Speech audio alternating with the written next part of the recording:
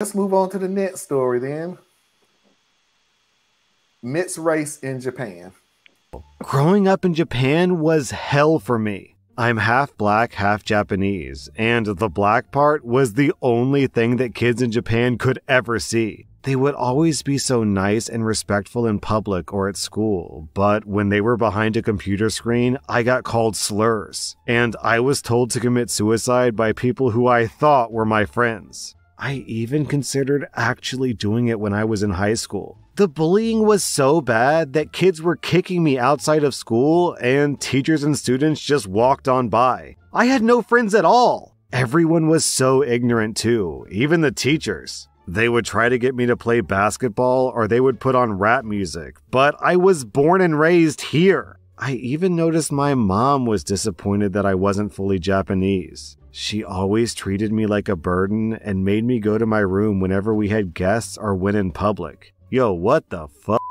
What? Why did the mom have intercourse with a black guy then if she was that turned off by black people? By that point in my life, I had so much internalized racism. When I got old enough, I left the country and I live in the US now. People here are nicer, I have black friends now, I feel accepted and loved. I will still never get over the trauma though. I remember crying every night, hating myself. So let me say these two things before I get to the panel.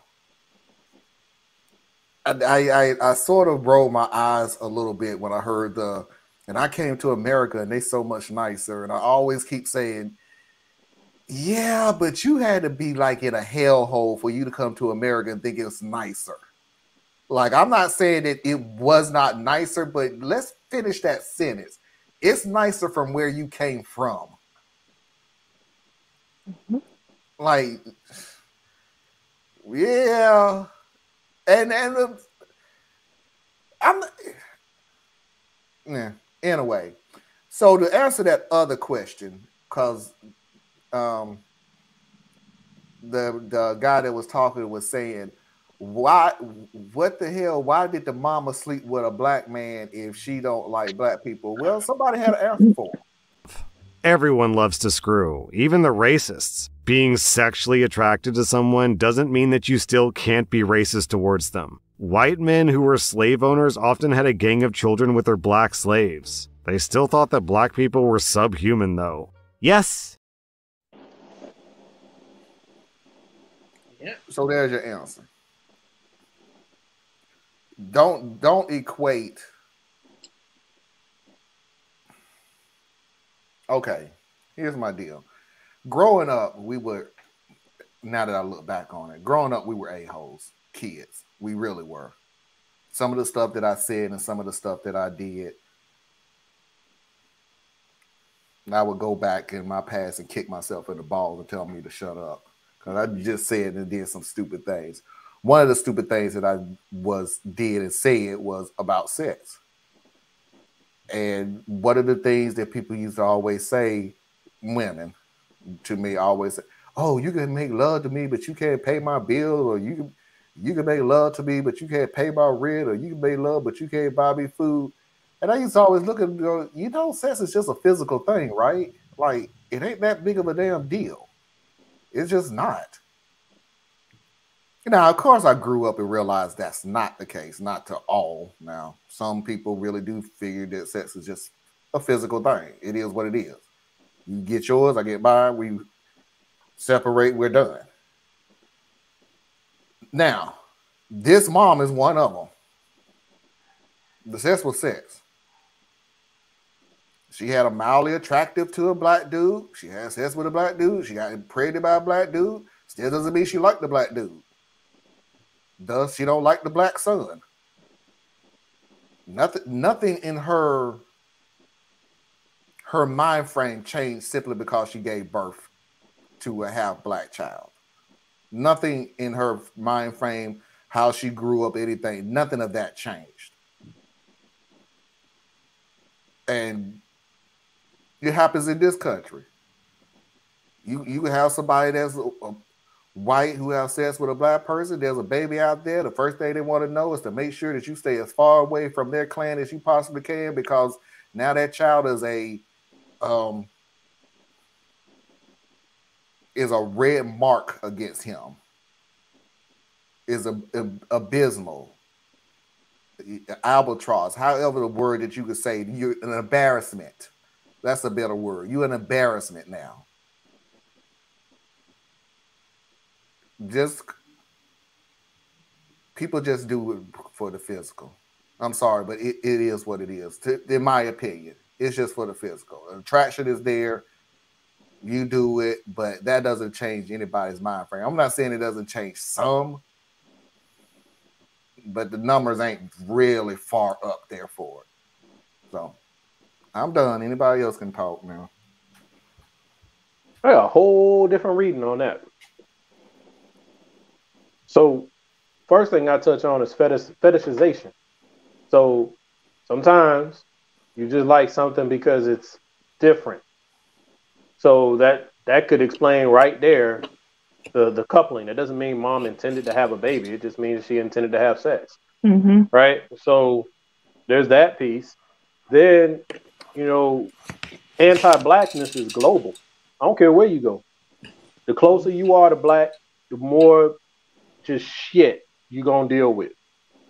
So he's in a place that is largely homogenous. The Japanese community, the Chinese community are both notorious for anti-black sentiment, like on par with white racism, okay?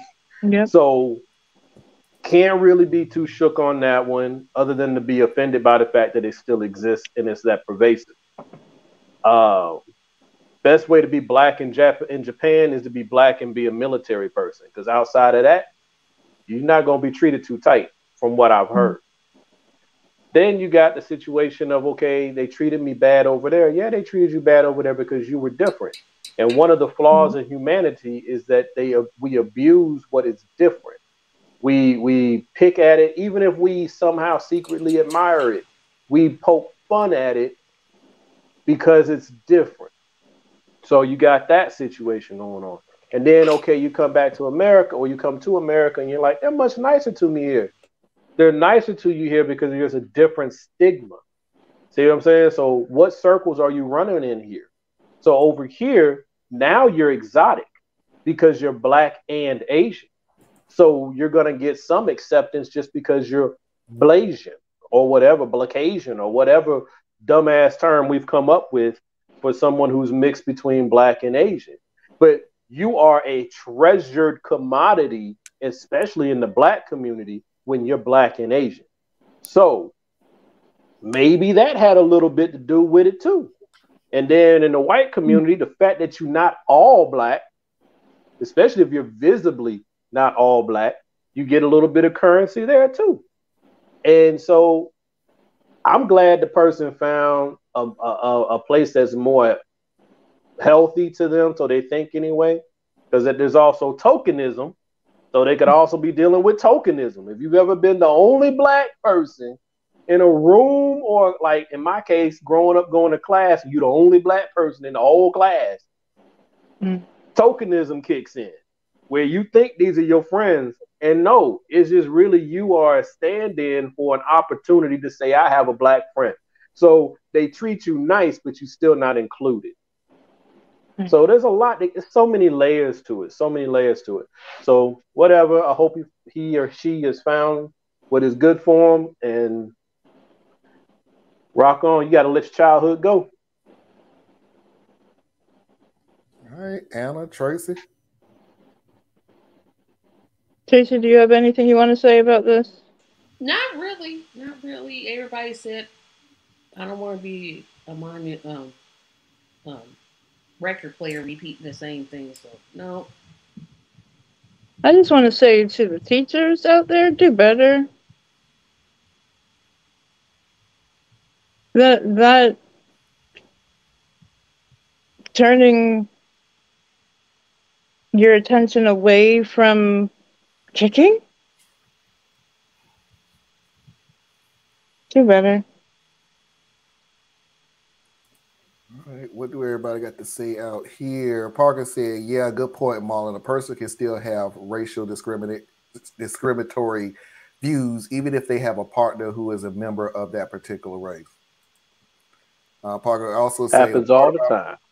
the part about making the baby stay in his room every time a guest come over was pretty messed up. It is. But And like remember the story of the white guy boyfriend who said, you know, you would have had it easy during slavery? We've gone through a few stories about. Yeah, Yeah, so like it's hard for me to act Thea surprised, says, you know. like Thea says, as much as we can point out racism and bigotry, there's always still layers to it. It ain't always going to be just straight up. Now, don't get it twisted. Some of them is just straight up just racism and bigotry. It is what it is. Some of them is just straight up. That's what it is. Not all of them is like that. There are layers. There are complexities. There are different ways and styles and endings and beginnings. Not all of them is going to be black and white, you know, so to speak. But there are always layers to it. So yeah, the teachers doing what they doing, the mama doing what she doing. And even if you come to America like this was saying, there is a layer of racism, but there's a layer of racism that will make you view America a lot better than where you came from. And it is. Not saying that it isn't, but there is a layer that was added in between. But yeah, it's like, but even with that part, right, where it's like it's better, maybe, but is it really? I would contend that America is not better than anywhere else in the world. In fact, America is arguably worse than a lot of these places because America is the top dog on the block. So America is sheltered from consequence. Whereas when you're on the next layers down, you got some more checks and balances. So, you know, I don't know. I still want out. I'll come back and visit. Yeah, if I leave, I ain't coming back. No.